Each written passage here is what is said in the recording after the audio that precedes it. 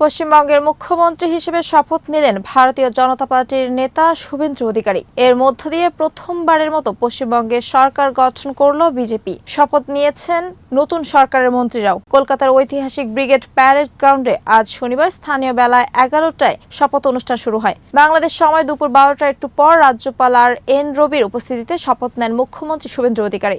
এরপর শুভেন্দুর পিঠ চাপড়ে দিয়ে অভিবাদন জানান প্রধানমন্ত্রী নরেন্দ্র মোদী। মন্ত্রী হিসেবে শপথ নেন দিলীপ ঘোষ, অগ্নিমিত্রা পাল, অশোক কীর্তনিয়া, নিশীথ প্রামাণিক, ক্ষুদিরাম টুডু। অনুষ্ঠান শুরু কিছুক্ষণ আগে অনুষ্ঠানস্থলে হাজির হন ভারতের প্রধানমন্ত্রী নরেন্দ্র মোদী।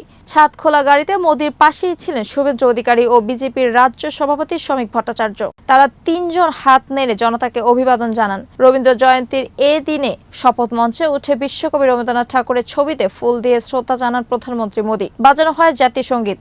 আগে অনুষ্ঠানস্থলে হাজির হন কেন্দ্রীয় স্বরাষ্ট্রমন্ত্রী ও বিজেপি নেতা অমিত শাহ। শপথ মঞ্চে দেখা গেছে বিজেপির সর্বভারতীয় সভাপতি নীতিন নবীন, কেন্দ্রীয় মন্ত্রী রাজনাথ সিং, শিবরাজ সিং চৌহান, জেপি নাড্ডাকে। এবারে বিধানসভা নির্বাচনে পশ্চিমবঙ্গে দীর্ঘদিন ক্ষমতায় থাকা তৃণমূল কংগ্রেসে পরাজয় হয়। মুখ্যমন্ত্রী পদে মমতা বন্দ্যোপাধ্যায়ের স্থলাভিষিক্ত হলেন তারই এক সময়ের ঘনিষ্ঠ মিত্র ও বর্তমানে রাজ্য বিজেপির পরিষদীয় দলের নেতা শুভেন্দু। এর আগে গতকাল শুক্রবার সন্ধ্যায় শুভেন্দু রাজভবনে গিয়ে রাজ্যপাল আর এন রবির সঙ্গে দেখা করেন।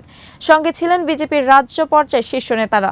তখন শুভেন্দু বিজেপির 207 জন নবনির্বাচিত বিধায়কের সই সহ নতুন সরকার গড়ার আবেদনপত্র রাজ্যপালের কাছে জমা দেন। তার আগে গতকালই কলকাতার নিউ টাউনে কনভেনশন সেন্টার হলে বিজেপির জয়ী 207 বিধায়ককে নিয়ে পরিষদীয় বৈঠক হয়। সেখানে উপস্থিত ছিলেন ভারতের কেন্দ্রীয় স্বরাষ্ট্রমন্ত্রী ও বিজেপি নেতা অমিত শাহ। বৈঠকের পর বিজেপির নেতা শুভেন্দু অধিকারীকে পশ্চিমবঙ্গের মুখ্যমন্ত্রী পদে বসানোর ঘোষণা দেন অমিত শাহ। তবে প্রশ্ন উঠছে, মমতার বিশ্বস্ত সহকর্মী থেকে প্রধান প্রতিদ্বন্দ্বী এবং সর্বশেষ পশ্চিমবঙ্গে বিজেপির মুখ্যমন্ত্রী কিভাবে হলেন শুভেন্দু অধিকারী?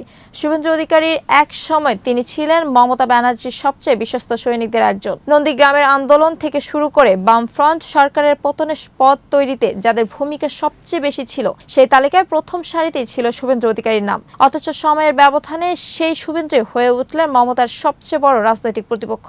শুধু প্রতিপক্ষই নন, টানা 2 নির্বাচনে মমতা ব্যানার্জিকে হারিয়ে এখন তিনিই পশ্চিমবঙ্গে বিজেপির মুখ্যমন্ত্রী। তাই ভারতের রাজনৈতিক অঙ্গনে এখন সবচেয়ে বেশি উচ্চারিত প্রশ্ন, কিভাবে মমতার ঘনিষ্ঠ সহকর্মী থেকে বিজেপির সবচেয়ে শক্তিশালী মুখ হয়ে উঠলেন শুভেন্দু অধিকারী। ভারতের বহু গণমাধ্যম এখন তাকে বলছে জায়ান্ট কিলার। কারণ পশ্চিমবঙ্গের রাজনীতিতে যাকে প্রায় অপ্রতিরোধ মনে করা হতো, সেই মমতা ব্যানার্জিকে তিনি দুবার পরাজিত করেছেন। প্রথমে 2021 সালে নন্দীগ্রামে আর এবার ভবানীপুরে, যে কেন্দ্রকে মমতার রাজনৈতিক ঘাঁটি হিসেবে ধরা হতো। সাম্প্রতিক বিধানসভা নির্বাচনে 294 আসনের মধ্যে 207টি জয় পেয়ে বিজেপি পশ্চিমবঙ্গে প্রথমবারের মতো সরকার গঠন করেছে। এর মধ্য দিয়ে শেষ হয়েছে তৃণমূল কংগ্রেসের টানা 15 বছরের শাসন। আর এই ঐতিহাসিক জয়ের কেন্দ্রবিন্দুতে ছিলেন শুভেন্দু অধিকারী। বিজেপির বিধায়ক দলের বৈঠকে তার নাম ছাড়া আর কারো নাম কার্যত আলোচনায় আসেনি। কেন্দ্রীয় স্বরাষ্ট্রমন্ত্রী অমিত শাহ নিজেই জানিয়েছেন, সর্বসম্মতিক্রমে শুভেন্দুকে মুখ্যমন্ত্রী হিসেবে বেছে নেওয়া হয়েছে। কিন্তু শুভেন্দুর রাজনৈতিক যাত্রা শুরু হয়েছিল সম্পূর্ণ ভিন্ন এক জায়গা থেকে। পূর্ব মেদিনীপুরের কাথি রাজনৈতিক পরিবারে জন্ম তার। বাবা শিশির অধিকারী ছিলেন কংগ্রেসের অত্যন্ত প্রভাবশালী নেতা। সেই সূত্রে ছাত্র জীবন থেকেই রাজনীতির সঙ্গে যুক্ত হন শুভেন্দু। কংগ্রেসের কাউন্সিলর হিসেবেও কাজ করেছেন। পরে মমতা ব্যানার্জি কংগ্রেস ছেড়ে তৃণমূল কংগ্রেসের গঠন করলে বাবার সঙ্গে তিনিও যোগ দেন নতুন দলে। 2006 সালে কাথি দক্ষিণ থেকে বিধায়ক নির্বাচিত হওয়ার পর তার রাজনৈতিক উত্থান আরো দ্রুত হতে থাকে। আর সেই উত্থানের সবচেয়ে বড় মোড় ছিল নন্দীগ্রাম আন্দোলন। তৎকালীন বামফ্রন্ট সরকার সেখানে রাসায়নিক শিল্পাঞ্চল গড়তে জমি অধিগ্রহণের উদ্যোগ নিলে কৃষক বিক্ষোভ শুরু হয়। মাঠ পর্যায়ে সেই আন্দোলন সংগঠিত করার পেছনে শুভেন্দু অধিকারীর ভূমিকা ছিল অত্যন্ত গুরুত্বপূর্ণ। যদিও আন্দোলনের মুখ ছিলেন মমতা ব্যানার্জি, কিন্তু সংগঠক হিসেবে শুভেন্দুই হয়ে ওঠেন তৃণমূলের অন্যতম প্রধান কৌশলী নেতা। নন্দীগ্রাম আন্দোলনের সাফল্যে শেষ পর্যন্ত বামফ্রন্ট সরকারের পতনের ভিত্তি তৈরি করে। 2011 সালে 34 বছরে বাম শাসনের অবসান ঘটিয়ে ক্ষমতায় আসে তৃণমূল কংগ্রেস। সেই পরিবর্তনের নেপথ্যের কারিগরদের একজন ছিলেন শুভেন্দু অধিকারী। এরপর দল ও সরকারের ভেতরে দ্রুত বাড়তে থাকে তার প্রভাব। লোকসভা নির্বাচনে সিপিআইএম নেতা লক্ষণ শেঠকে হারিয়ে সংসদ সদস্য হন তিনি। পরে জঙ্গলমহলের মতো স্পর্শকাতর সাংগঠনিক দায়িত্বও তার হাতে তুলে দেয় দল। 2016 সালে বিধায়ক নির্বাচিত হওয়ার পর মমতা ব্যানার্জির মন্ত্রিসভায় পরিবহন মন্ত্রী হন শুভেন্দু। কিন্তু ঠিক তখন থেকেই সম্পর্কের ফাটল শুরু। রাজনৈতিক বিশ্লেষকদের মতে তৃণমূলের ভেতরে অভিষেক ব্যানার্জির উত্থান এবং দলীয় ক্ষমতার কেন্দ্র ধীরে ধীরে বদলে যাওয়াই ছিল সেই দূরত্বের বড় কারণ।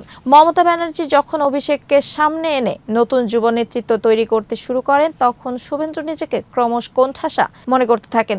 দলের ভেতরে তার প্রভাব কমে যাচ্ছে এমন ধারণাও শক্তিশালী হাতে থাকে। অবশেষে 2020 সালে নাটকীয়ভাবে তৃণমূল ছেড়ে বিজেপিতে যোগ দেন শুভেন্দু অধিকারী। সেই সিদ্ধান্তে পশ্চিমবঙ্গের রাজনীতির মোড় ঘুরিয়ে দেয়। বিজেপি তখন পশ্চিমবঙ্গের শক্ত অবস্থান তৈরি করতে চাইছিল, আর শুভেন্দুর মতো সাংগঠনিক দক্ষ ও আক্রমণাত্মক নেতাকে সামনে এনে দলটি নতুন গতি পায়। 2021 সালে নির্বাচনে বিজেপির টিকিটে সরাসরি মমতা ব্যানার্জির বিরুদ্ধে নন্দীগ্রামে দাঁড়িয়ে জয় পান তিনি। যদিও বিজেপি তখন সরকার গঠন করতে পারেনি, কিন্তু শুভেন্দু হয়ে ওঠেন রাজ্যের প্রধান বিরোধী মুখ। বিধানসভা থেকে রাজপথ সব জায়গাতেই তৃণমূল সরকারের বিরুদ্ধে দুর্নীতি, শিক্ষক নিয়োগ কেলেঙ্কারি, আইন শৃঙ্খলা এবং প্রশাসনিক ব্যর্থতা নিয়ে ধারাবাহিক আন্দোলন চালিয়ে যান তিনি। তবে তার রাজনৈতিক উত্থান যতটা প্রশংসিত হয়েছে, বিতর্কও ততটাই ঘিরে রেখেছে তাকে। বিশেষ করে মুসলিম অনুপ্রবেশকারী, রোহিঙ্গা এবং সাম্প্রদায়িক মেরুকরণ নিয়ে তার বক্তব্য বহুবার সমালোচনার জন্ম দিয়েছে। বিরোধীরা তাকে উস্কানিমূলক রাজনীতির মুখ বলেও আখ্যা দিয়েছে। নির্বাচন কমিশনের নোটিশ, বিধানসভা থেকে সাময়িক বরখাস্ত, এমন ঘটনা ঘটেছে তার রাজনৈতিক জীবনে। পশ্চিমবঙ্গে বিজেপির উত্থানের সবচেয়ে বড় মুখ এখন শুভেন্দু অধিকারী, কারণ তিনি শুধু মমতা বিরোধী ভোটকে এক করেছেন তা নয়, বিজেপির বহু বছরের সাংগঠনিক দুর্বলতাও অনেকটা কাটিয়ে তুলেছেন। এখন প্রশ্ন হচ্ছে, আন্দোলনের রাজনীতি আর আক্রমণাত্মক বক্তৃতার বাইরে প্রশাসক হিসেবে কতটা সফল হবেন শুভেন্দু? কারণ বিরোধী নেতা হিসেবে এক ধরনের রাজনীতি করা যায়, কিন্তু মুখ্যমন্ত্রী হিসেবে তাকে সামলাতে হবে বিনিয়োগ, কর্মসংস্থান, শিল্প, আইন শৃঙ্খলা এবং রাজনৈতিক সহিংসতার মতো কঠিন বাস্তবতা। অর্থাৎ মমতার বিশ্বস্ত সহকর্মী থেকে প্রধান প্রতিদ্বন্দ্বী হয়ে ওঠার পর এখন শুভেন্দু অধিকারীর সামনে সবচেয়ে বড় চ্যালেঞ্জ নিজেকে শুধু জায়ান্ট কিলার নয়, সফল মুখ্যমন্ত্রী হিসেবেও প্রতিষ্ঠা করা।